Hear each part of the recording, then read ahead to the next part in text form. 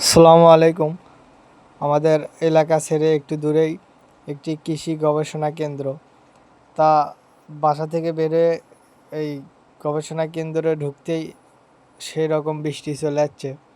এখন কিচ্ছু করার নাই, বৃষ্টি আসছে তা ভাবলাম যে এক সাইডে বসি। আসছিলাম আমার একটি দরকারি যে গাছ নিতে।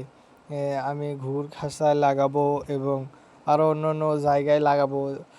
এই চায়না থেকে যে ছোট ছোট বাঁশ ঝাড় পাওয়া যায় ওগুলো নিতে। তা নিতে যাচ্ছিলাম আর এনিমেলগুলো দেখছিলাম, অনেক সুন্দর সুন্দর, কিন্তু পরিবেশ অনেক জঘন্য, কিন্তু প্রাণীগুলো অনেক সুন্দর সুন্দর।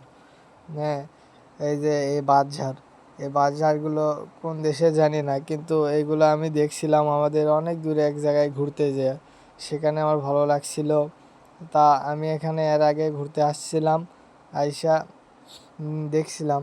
তা ভাবলাম আজকে যা সময় আছে আমার, আজকে যা নিয়ে আসি। তাই আমি এবং আমার দুই ছোট ভাইকে নিয়ে চলে গেছিলাম ওই বাঁশঝাড়গুলো আনতে। তা বাজার আনতে গিয়েই দেখলেনই তো প্রথমে ফুটেজগুলোতে যে অনেক বৃষ্টি চলে আসছিল। এখন আমাদের বৃষ্টি হচ্ছে আল্লাহ তাআলার রহমত। এখন বৃষ্টি হবেই, কিচ্ছু করার নাই।